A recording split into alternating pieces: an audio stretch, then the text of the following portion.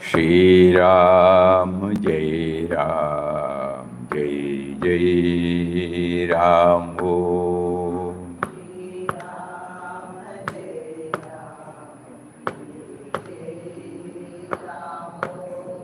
Shri Ram, Jai Ram, Jai Jai Ram. Om.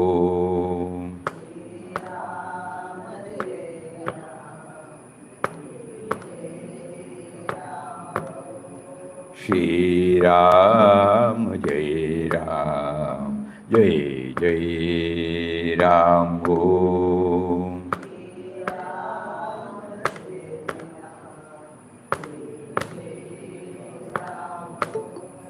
Shri Ram, Jai Ram, Jai Jai Ram. Om.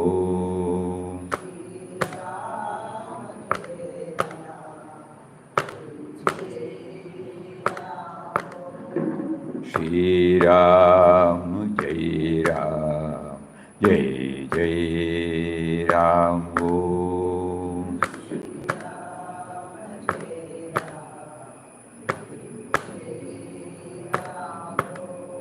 Shri Ram, Jai Ram, Jai Jai Ram. Om.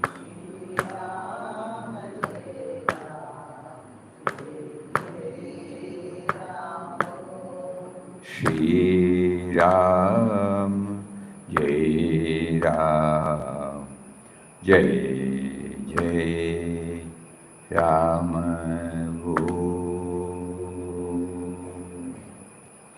Hari Om to everybody. Hari Om Swamiji. Hari Om, Hari Om. Pranam Swamiji. Pranam, Pranam, Pranam. Namaskaram Swamiji. Hari Om.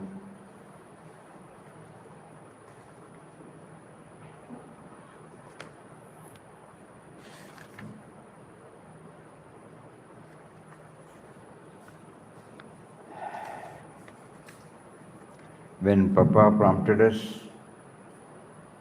to take to an in-depth study of In Quest of God during this centenary year,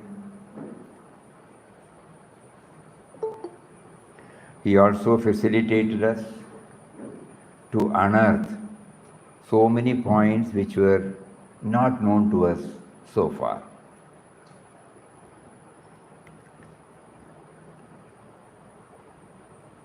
For the past 6 months, he has been motivating us to go through it again and again. And now, 3 categories of the points connected with the in-depth study have emerged. First category is preparatory measures. Second category is to ponder simultaneously on. And the third one is sadhana. And the fourth one is daily practice. Academically, we can say that we have completed the first 2 portions. Academically, just reading and hearing it. To what extent we have been able to imbibe, assimilate, absorb, and to make a trial for actualizing it in our life, that only each person will know. Probably knowing our limitations and reservation, he wants us to repeatedly go through it again and again and again. So today also we will go through it, recap right from the beginning. What are all the preparatory measures?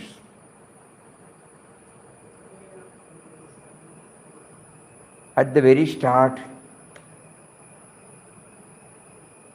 he says that what is principally needed is his grace. Only then everything will work.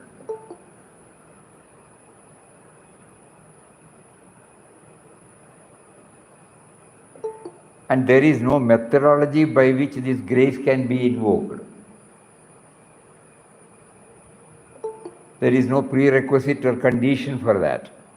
The only thing, when he wills it, he gives it. But still, some hope is there, which he gives. You constantly think about, you constantly aspire for, and then you will realize that grace has already come to you.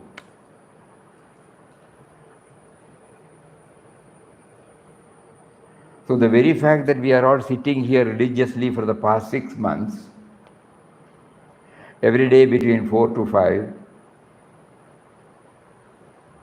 and to mentally associate with so many dimensions connected with spirituality, that itself shows that we have all become the recipients of His grace, unbounded grace. We were not aware. We thought we are attending. We thought we are hearing. We thought we are going through the book again and again. Yes, that is at the outer level. But for His grace, this will not be possible. So we have some idea now. To become aware of the bounteous gifts given to us is probably we can take it as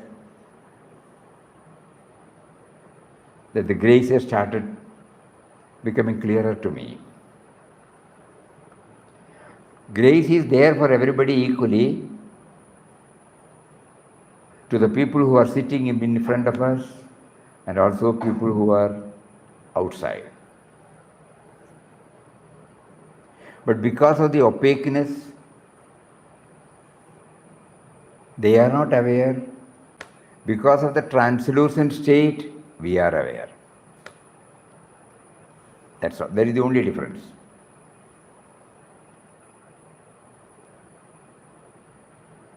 To associate ourselves with devotees of God, to meet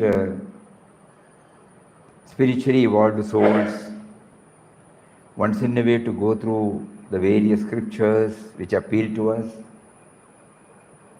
to involve ourselves in devotional practices, in whatever way we are prompted from within,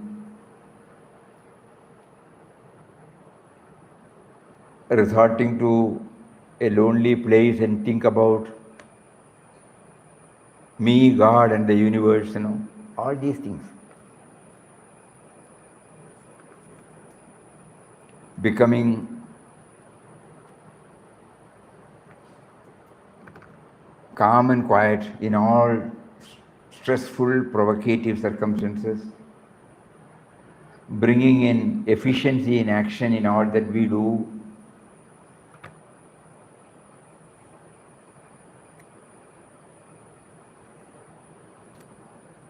whenever somebody is in trouble, we feel automatically restless and try to do as much as possible. These are all some of the outer signs by which His grace is made known to us. Because suppose somebody says, when you are compassionate, you pray. We cannot cultivate compassion. It is a spontaneous expression, not a product of a thought. When we love somebody, love anybody, not out of any selfish interest. When we are fired with an ideal,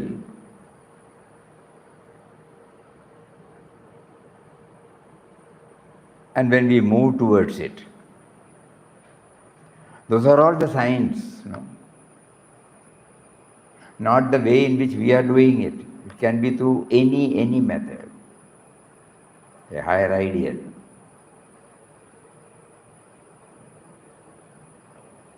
Focused attention. Papa used to say the three things, fixed resolve, sustained faith, optimistic outlook. All these are the expressions of His grace. Otherwise, we will not be able to hold on. So this is the preparatory measure.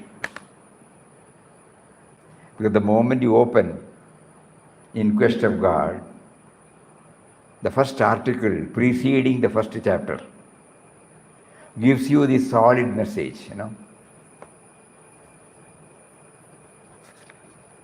It was about 2 years ago, in 1920, that Ram first kindled in the heart of his humble slave Ramdas a keen desire to realize his infinite love. He did not say that Ramdas wanted to know the why and whereof of life. No. Ram first kindled. So that is the grace part. Some idea we have been trying, and now we try to actualize it, by repeatedly concentrating upon it again and again and again. We are trying to become aware of the grace. Not that we are trying to bring in the grace, we try to become aware of the grace. It is not an academic exercise, it is an state of experience. Because each one has to sit quiet and look within. If with all your preoccupations, if at 4 o'clock you have to come and sit before the laptop, it is His grace only, Otherwise it is not possible. He is responding to our aspiration. And He teaches that when it is devoid of any vested interest, when it is purely intended for our own evolution, spiritual evolution, He sees to it. The first chapter He will say, "Trust me, thou shalt be free." When Papa cried, "Where is rest, where is peace?" the words he heard intuitively was, "Trust me," It gives us an assurance that He who is within us will lead us, guide us, protect us. Though He may also subject us to go through the severest form of tests. We may feel totally, frustrated. We may feel we are going to fall. But at that time, unknowingly, we may not even know that we have been saved, but only after some time we will know we have been saved. That is the beauty of it. He doesn't need any acknowledgement, recognition, appreciation. Still He goes on doing it. So these are some of the words today he brought about. Grace, grace and grace. The next one is when we enter into the text. What we find is Ram, Right from chapter number 1 to chapter number 37, and also during the outpourings of the cave, we will find the expression of Ram for innumerable time.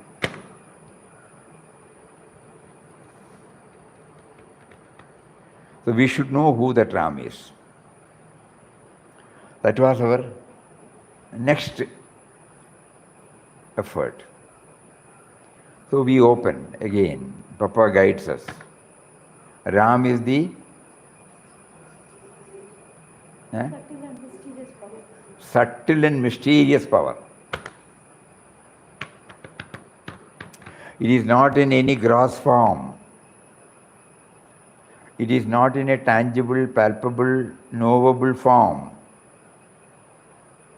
It is a subtle and at the same time mysterious. It cannot be brought within the ambit of explanation. Anirvachya, inexplicable.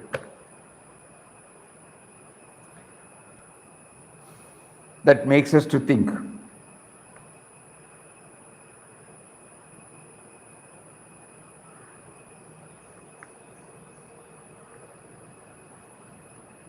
That power is there in everybody. The first article gives a correct graphic picture of Ram. Previously, when we were reading, we were not understanding it at all. It was about 2 years ago in 1920 that Ram first kindled in the heart of his humble slave Ramdas a keen desire to realize his infinite love. To strive to approach and understand Ram is to recede from the world of vanishing forms. Because Ram is the only truth, the only reality. Ram is a subtle and mysterious power that pervades and sustains the whole universe. Birthless and deathless is He. He is present in all things and in all creatures who only appear as separate entities due to their ever-changing forms. To wake up from this illusion of forms is to realize at once the unity or love of Ram. Love of Ram means love of all beings, all creatures, all things in this world, because Ram is in all is in Ram, Ram is all in all.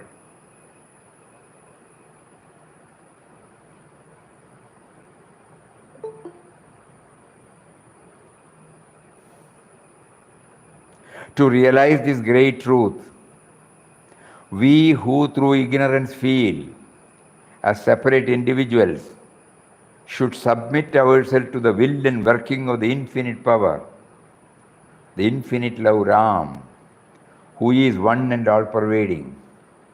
By a complete surrender to the will of Ram, we lose consciousness of the body, which keeps us aloof from Him, and find ourselves in a state of complete identification and union with Ram, who is in us and everywhere around us. In this condition, hatred, which means a consciousness of diversity, ceases, and love, a consciousness of unity, is realized. This divine love can be attained by humbling ourselves to such a degree as to totally subdue our egoism, our self-assertion as a separate individual existence.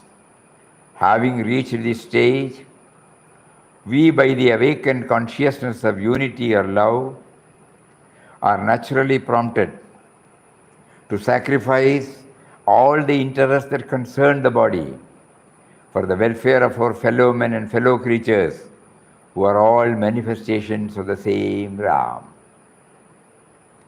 This was the great sacrifice of Buddha, of Jesus, and has been of Mahatma Gandhi of our own times.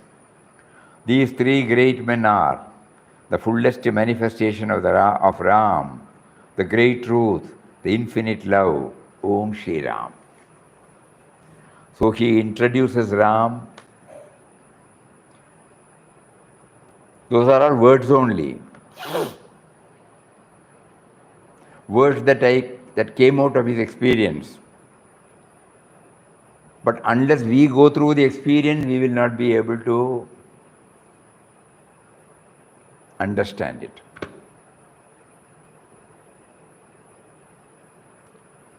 This is also a toughest. To know grace, probably it might look easier. But to understand Ram, it is the toughest.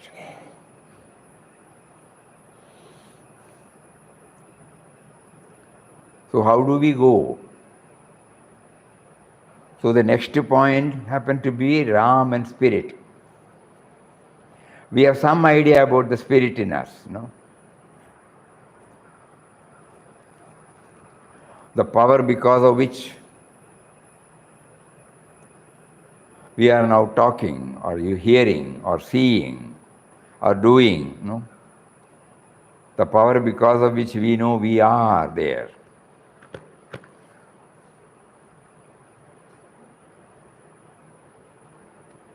So we also were able to understand it through Dr. Bhujanga Shetty's book entitled Power of Love, where he explains how the inexpressible becomes to some extent expressible.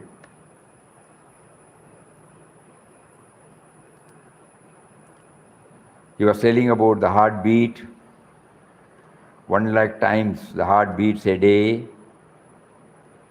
He was telling about 6 liters of blood traveling 1,20,000 kilometers a day. That is why the blood circulation is going on, because of which from head to foot we are active. He was also making a mention that the food we eat is immediately processed. What is needed for blood, what is needed for bone, what is needed for body structure is taken, and rest of the things are purged out. Like that, he gave us some clues. We breathe oxygen. How do we breathe? What is the power that enables us to breathe? And what is the power that enables us to throw out excess of carbon dioxide? So there is an inherent power, an indefinable power, inexplicable power, which is there, we are all sure now. But we are unable to say what it is. Normally we call it a spirit or life force. And Ram and life force are one. And this will lead us to Ram and me,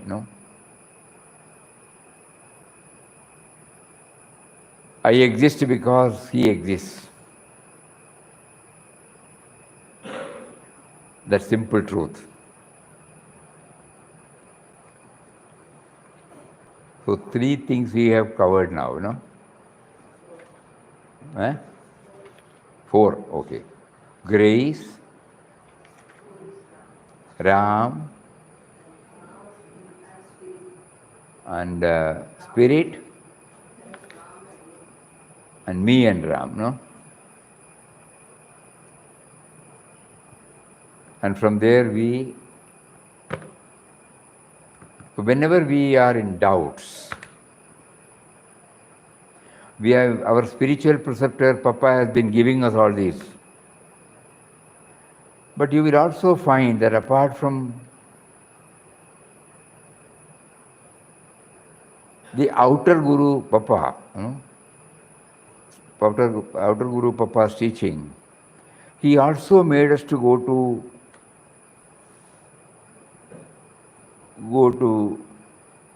power of love, so many other. Where from it came? It did not come from outside. Then we find that the guidance was coming from within.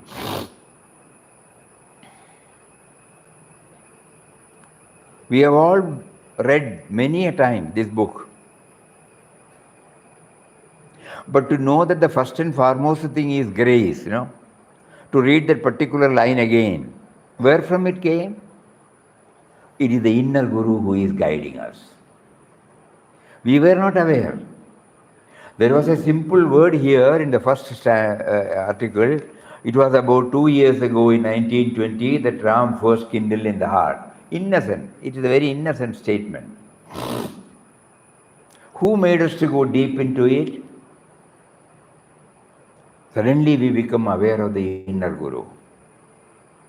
The same book, the same word, the same sentence, but a different perspective he made us to perceive. So we are becoming conscious of the inner Guru. And Papa says, rely on him. When we heard Papa's book, how is it that the book did not attract us? If book had attracted us, it should have attracted everybody, But the inner Guru guided us to go to this book. Inner Guru made us to realize that something is there worth penetrating, worth digging, worth exploring. We were not aware. Even when he said inner Guru, we were getting confused. Who is the... There is no entity called inner Guru, you know. And now when we come to the Ram, when we read it again and again, a simple innocent word is repeated again and again. Who gives an inner meaning? Only the inner Guru residing within us is giving the inner meaning.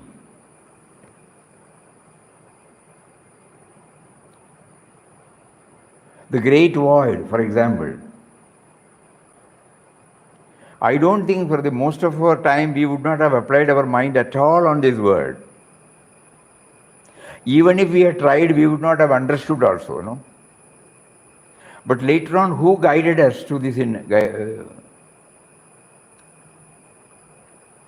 Who guided us to Mataji's explanation about great void? No?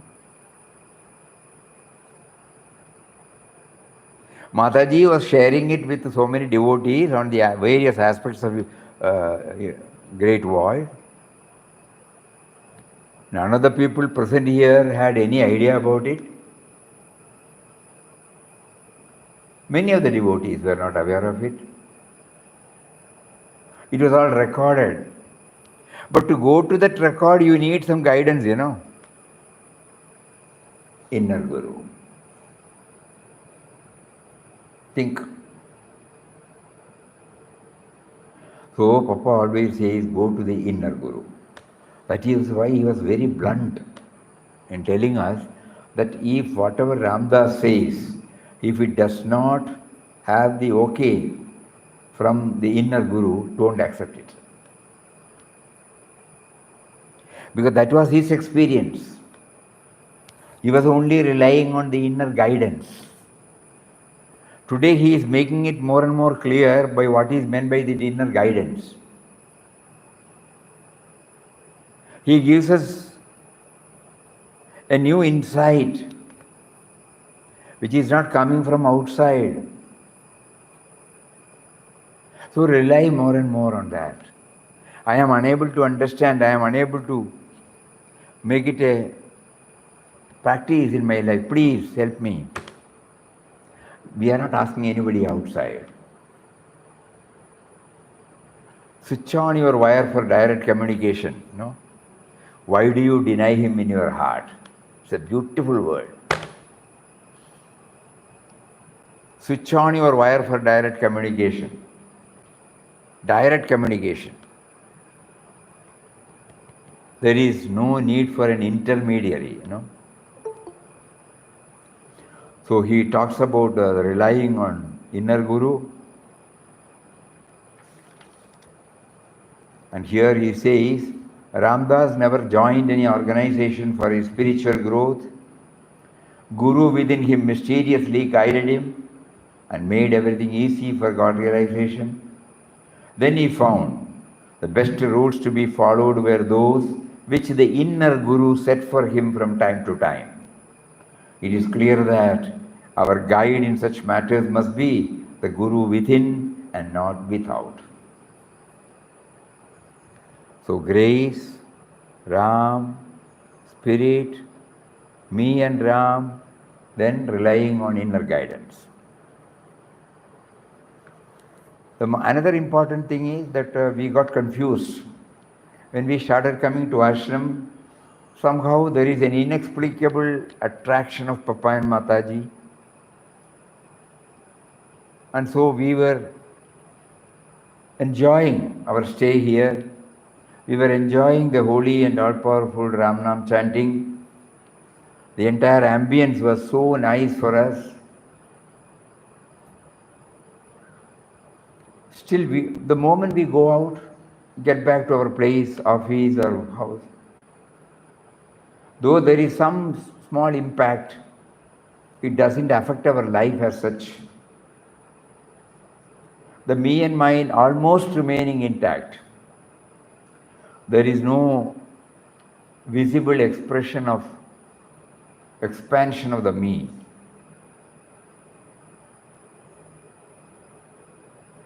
Why, we were not getting connected with Ram.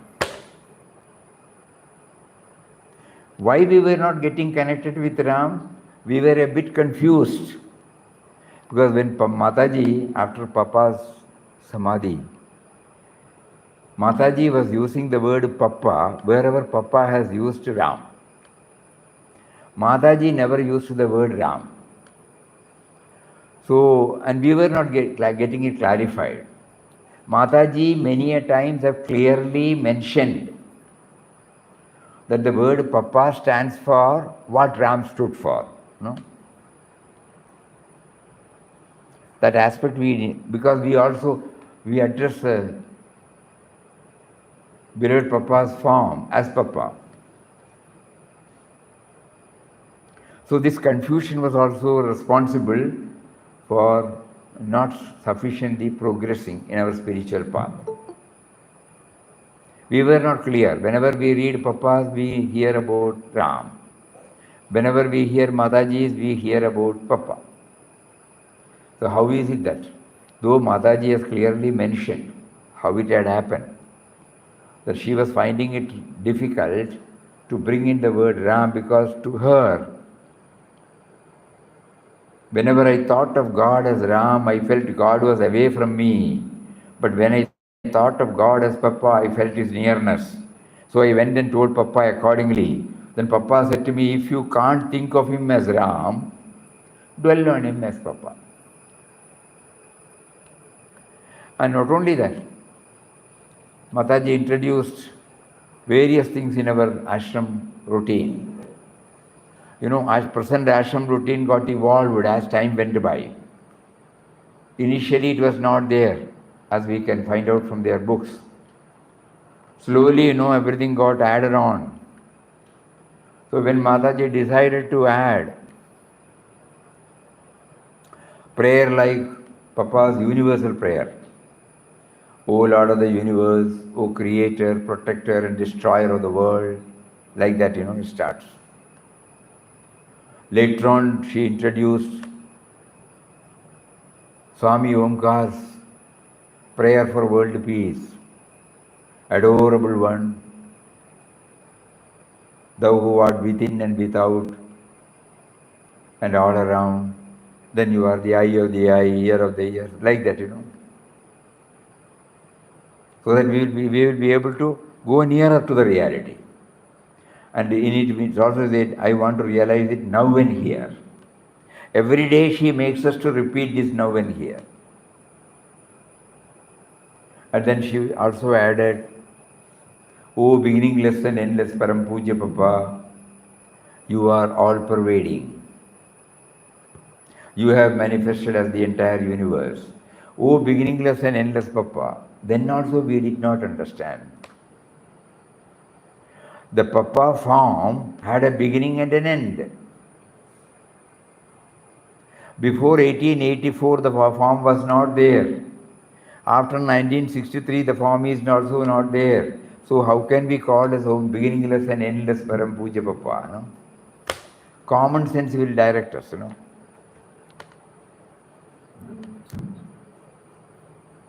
So these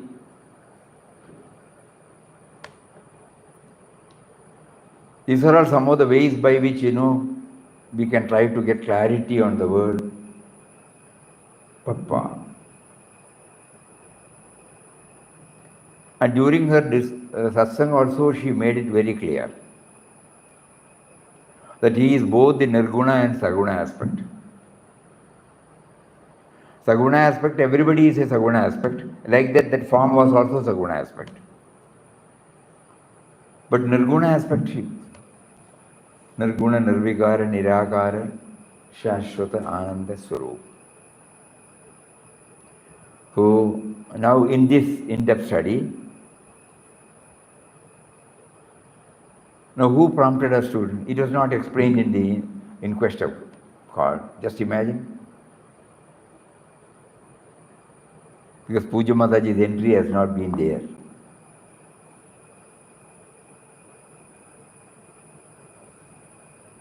She came in touch with Papa in 1928. This had happened in 1922-23 period, and this was recorded and came out in the form of a book in 1925. But that is not the matter. When we started associating ourselves with the ashram, and when we started Mataji talking about Papa, and when we started reading Papa's book, we started reading about Ram. There was no clarity. There was no clarity at our level. So the inner Guru prompted us to know, to dig out, to find answers, and then so that everything is made clear.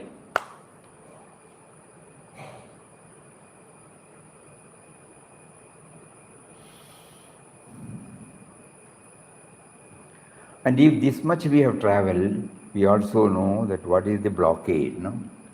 I am convinced about all that have been discussed here, but still I am unable to make it a reality in my life throughout my waking state.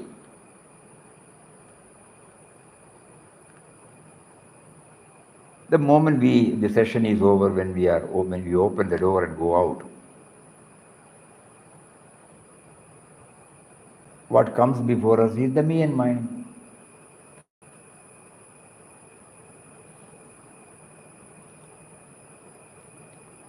So now at least academically we know, intellectually we know that unless and until this subservience to Ram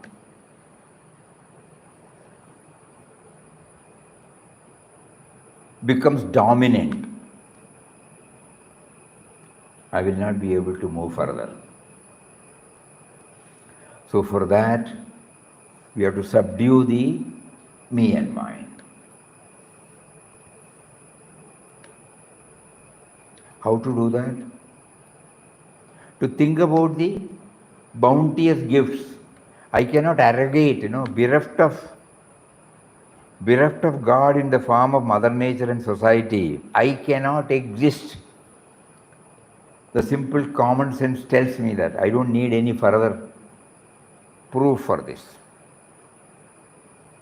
Everything has been provided by Him, and I have no reason to arrogate. So these things we know, but still we don't know. So we are trying to make it more and more dominant in us, so that the me and mine get subdued. To the extent we have been able to subdue the me and mine, to that extent we will be able to feel closer to Him.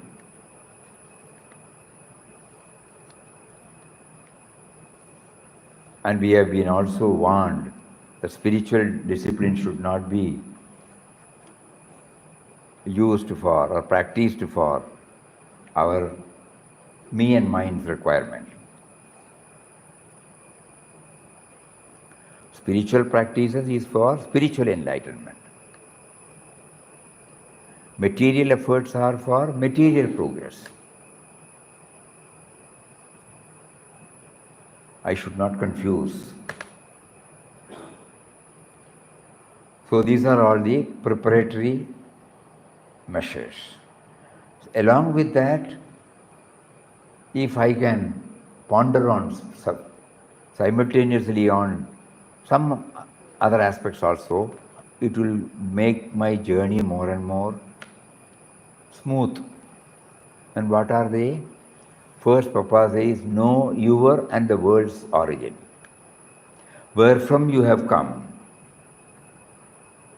Where from everything has come. So he made us to go through the various chapters in Srimad Bhagavad Gita, because our intellect cannot go beyond certain level. We thought previously our origin was our parents. Later on, the inner Guru convinced us that it is not because of they are only instrumental cause. Ultimately, the seed, The seed is started from him. And he says in his own words,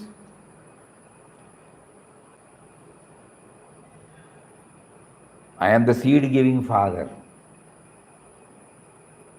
Oh, it should be understood that all species of life are made possible by birth in this material nature, and I am the seed-giving Father. I am the generating seed of all living beings, O Arjuna. No creature moving or non-moving can exist without me. So like that we went to 4 or 5 shlokas and then came to know that he is the origin. That is why Papa always used to find joy in repeating. He is at the beginning, he is in the middle, and he is at the end of dissolution of this body.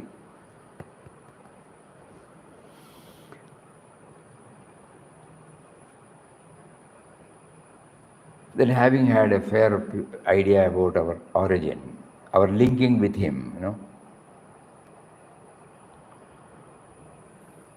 something about Jnanottara Bhakti. Because when we try to go through Papa's, we find his joy in communing with Ram, and at the same time worry that Ram, it is not a separate entity other than Swami Ramdas. Both are inside. The non-dual and the dual are inside. When he explains as Ram separate, it is only for the purpose of understanding. So that has been beautifully later during his Satsang. He clarified it as Jnanottara Bhakti. There is a beauty in it. There is a sweetness in it.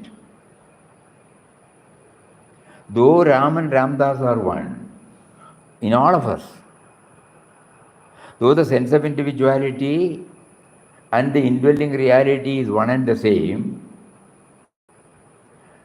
but still, until I realize, and even after realization, there is two, the sense of individuality and the indwelling reality. Because when we come down to the individual level, when we deal with everybody, we find there is duality.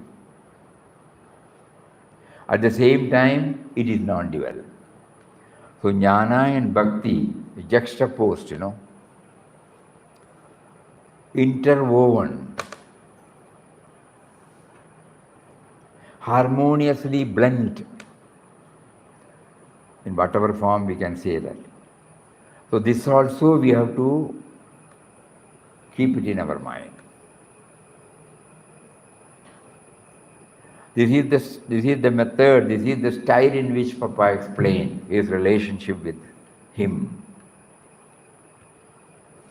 So our in-depth study gives us this idea, this truth. Jnanottara Bhakti. And then he used the word great void. It is another point on which we have to ponder deeply. It encompasses everything, it covers everything, but at the same time it remains untouched, unaffected.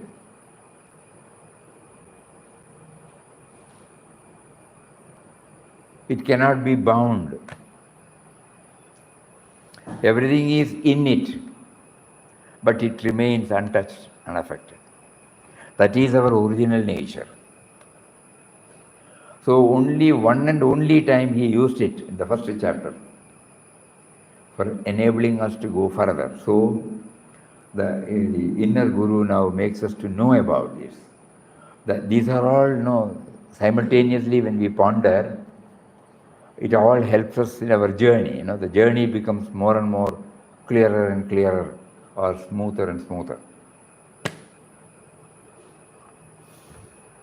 And when we come out, we slowly start realizing The T5 owe everything to that. Everybody owes also to that. So a sense of equality in our expression. We don't discriminate anybody. Initially, when we were reading In Quest of God, there were many instances where he was explaining nobody is separate. When somebody was moving away from him, they said we are of a... On those days, this untouchability was terrible. Lower caste, upper caste. So the so-called labeled lower caste, they were moving away. People of different faiths, they were moving away from us, from the person. So the equality was something which was very difficult on those days to conceive of. Because of this, Papa was able to see them all as equals, equal children of God. So that point was also raised. And wherever, this was all related to individuals. But whenever he had an opportunity to have the glimpse of Mother Nature, he couldn't contain himself. And so now gently our inner Guru says, you are also blessed with all these. You are just enjoying, you say nice, nice, and then keeping quiet. You see me there. You remember the word used by Dr Bhujanga Shetty? Sleeping in mountains, smiling in flowers, singing in the birds, and then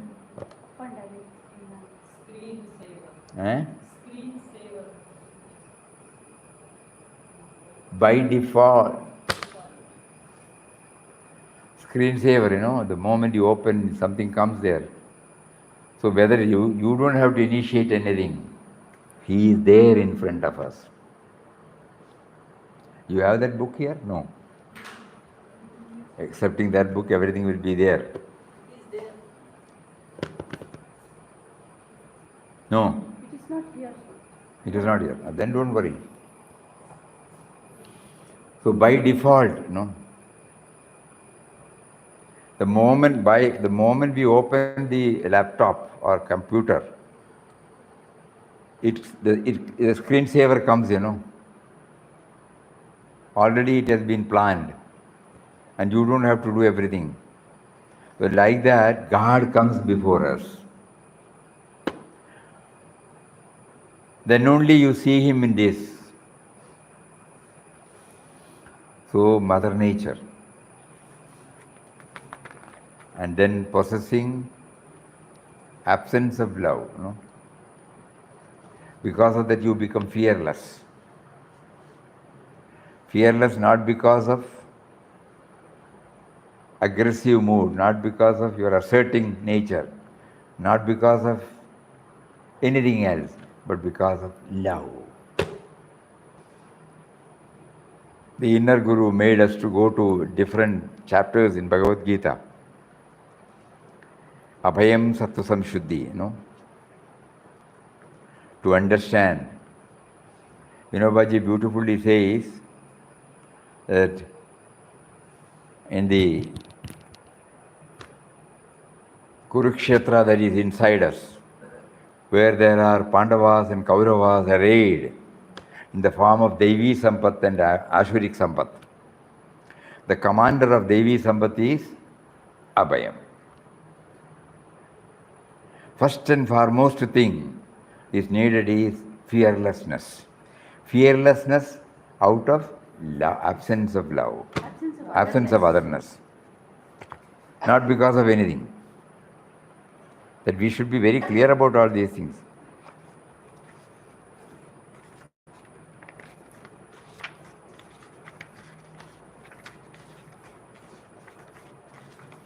How many times we read, but still the sweetness is still there.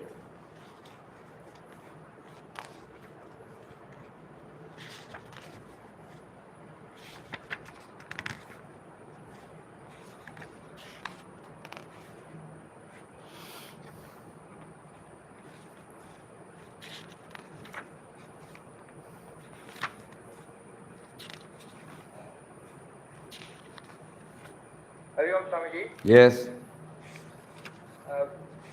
Dwelling on the point Ah.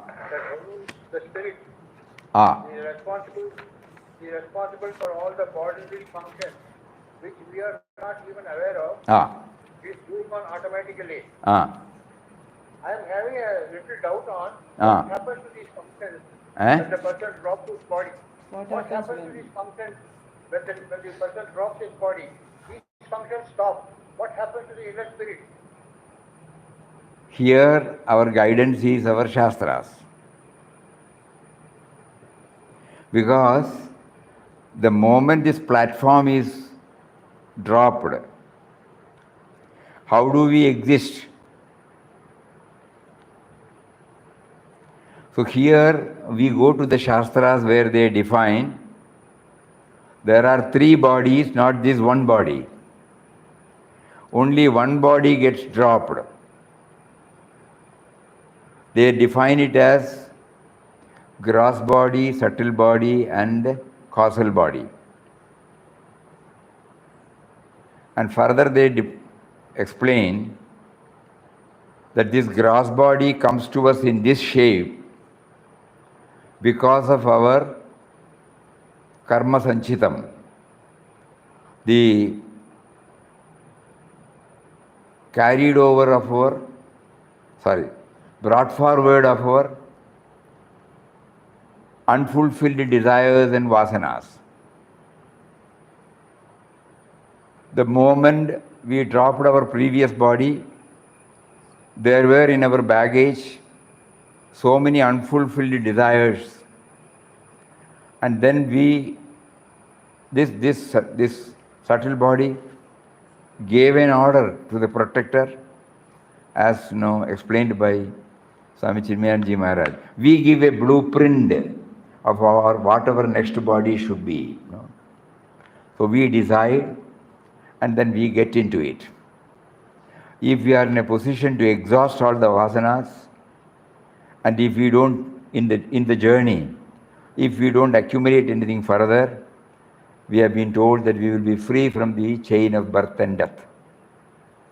If we have not exhausted, again we get into another body. There are many schools of philosophy which talks about the period with once you drop and get into another. Where we have read, it takes about 13 days to get into another body. And they have clearly defined what is called a gross body, what is called a subtle body, what is called a causal body. So at the moment, it is academic for us, but there is something there. The easy and understandable example is this. Example is this default. That when to same parents, children are born, we all know raw material is the same, process of reproduction is the same, but the end product is different. So there should be one more factor, one more unknown factor deciding about the creation. That is what is called karma sanchitam. So in Atmabodh it is mentioned, Shariram Sukadukhanam Bhoga Ayatanam. So these three, for what are we to do now? Here Papa's answer would be more acceptable to all of us. Why do we bother about the after death world? Why not we bother about the present world, present life? Why don't we try to get ourselves freed from the clutches of this karma? Because we know that if we don't release ourselves from the clutches of the karmic wrangle, bondage, surely we have to come again. And what have we found? It is dukkhalaya shashvatam. So all these things keep on when it keeps on coming back to us. Why not we concentrate more and more on how to free ourselves from the clutches of this karma. You follow?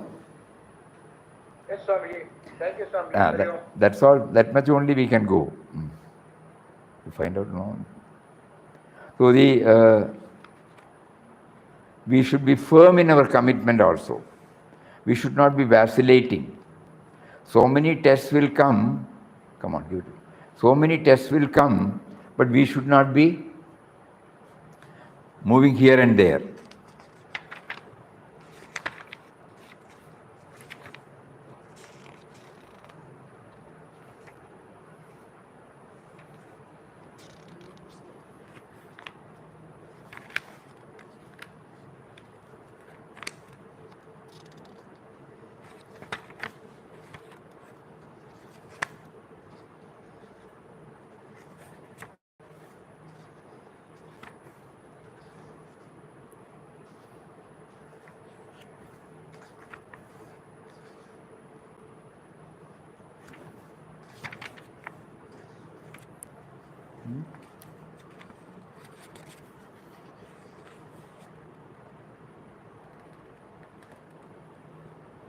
We should see the Lord sleeping in the mountains, smiling in the flowers, singing through the birds, up and awake in man.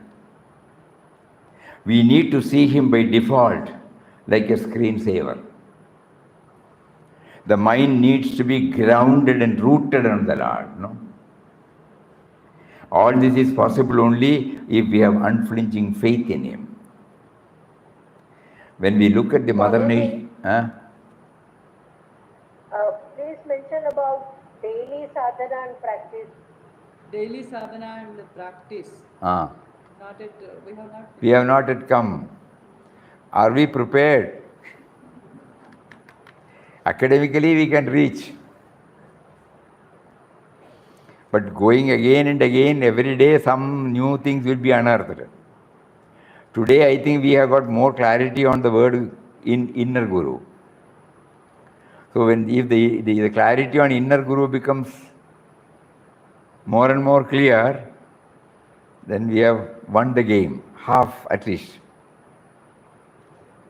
So then he will guide us in our sadhana, he will guide us in our daily practice. So Are there any general principles, do's and don'ts? Are there any general principles, do's and don'ts? Yes, definitely there are general principles. That is what she is after, perhaps.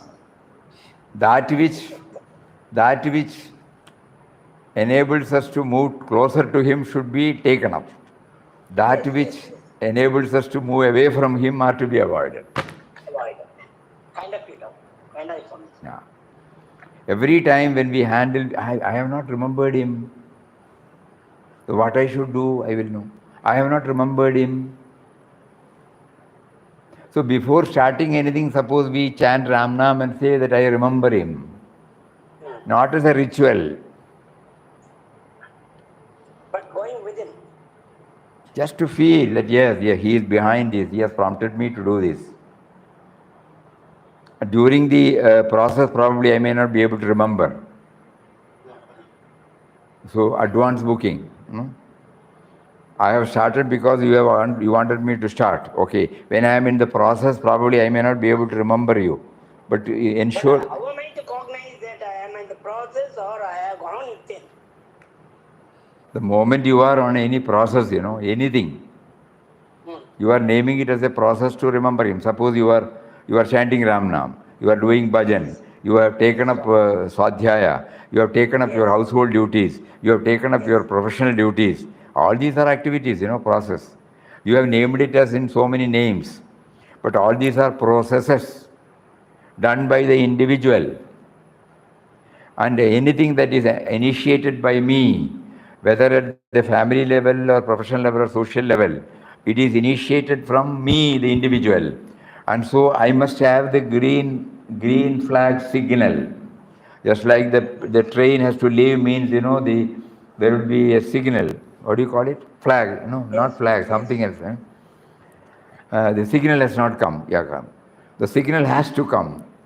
The green signal has to come. So we start anything.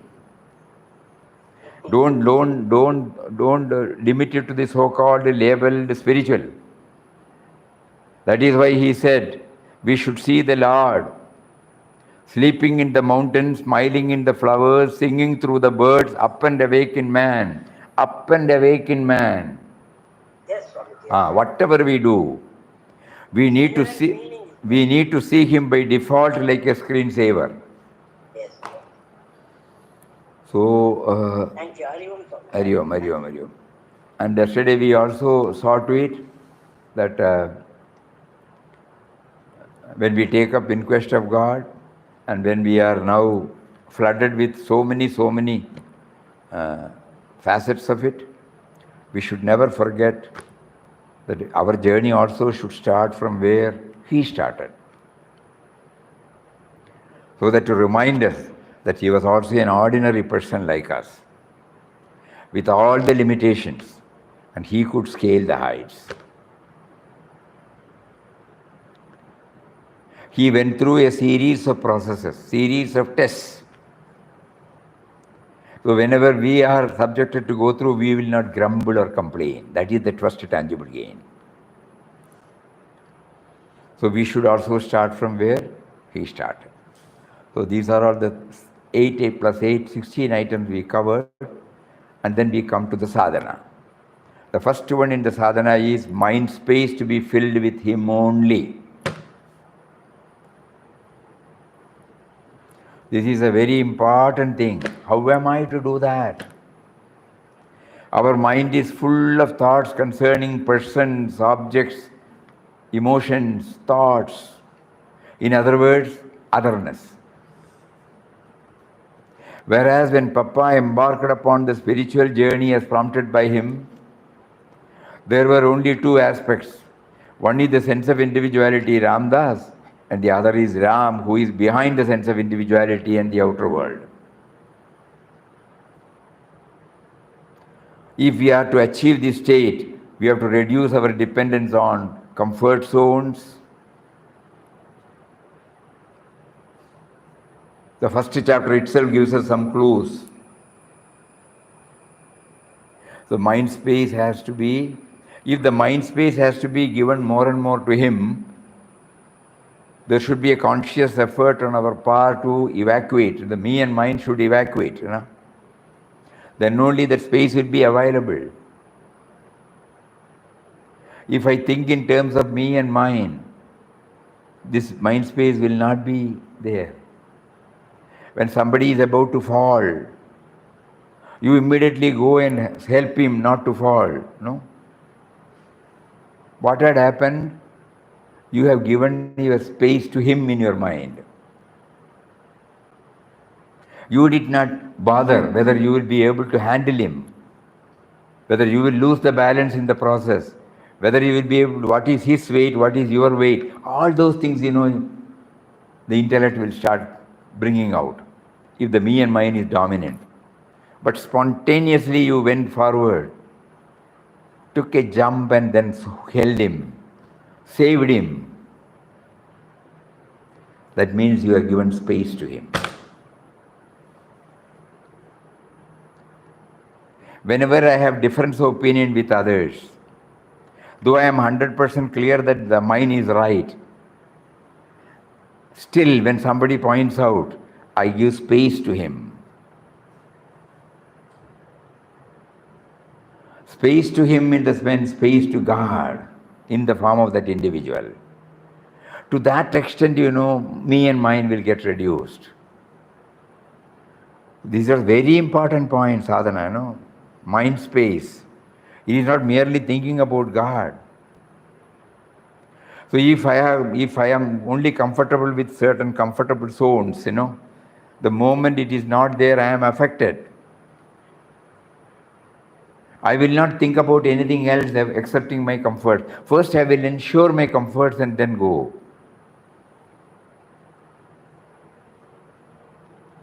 But at the same time, God has given us the capacity to rise above us. We remember one incident, many of the Bombay devotees who joined us might remember. That was in 2003 when we had taken up a huge water project, in a village, Dhanu village. So when we went there for the inauguration, previous day we were housed in some place very near to Dhanu. Early morning, the tap was dry. So many people were there. Nobody grumbled, nobody complained. We were keenly watching. Alternative arrangements were made coolly, and then we all got limited water initially, and later on. We have gone there for the water supply, for the villagers. We ourselves were subjected to go through. Then we said, Papa wanted us to know what is the difficulty faced by people who are not getting proper water. It was there only for an hour or two. But nobody grumbled. Mind space, somewhere something must have gone wrong. That's all. So even mind space means everywhere accommodating all alternatives, We have to broaden that word, mind space. The comfort zones, when we are influenced by comfort zone, we will not think about anything else. First our comfort. First our menu. We will not think about anything else. So we start this sadhana with this, and we will take it up tomorrow. But this is very important, do some thinking. Mind space to be filled with Him only. Him only means not merely the conceived form of God, but He in all. You just imagine how does harmony prevail in a home? If everybody is adamant on them, not flexible. Yeah, you all know it, no? What is, they call it as flexibility. What does it mean? Giving space, that's all. We are not rigid, we don't go down. If this is not there, I am not there. No. So giving space to God, giving space to His creation, whatever may be the consequence, that is the highest state. Whatever may be the consequence, submission. So kindly think about it elaborately. We will start with the same subject tomorrow. Hari Om. Om Shri Ram Jai Ram. Yes, Swamiji. Jai, Jai Jai Ram Om Shri Ram Jai Ram. Jai Jai Ram Om.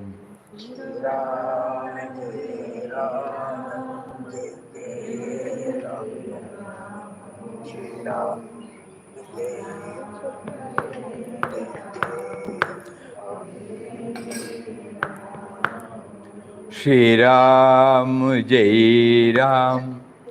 Jai Jai Ram Om. Shri Ram Jai Ram. Jai Jai Ram Om.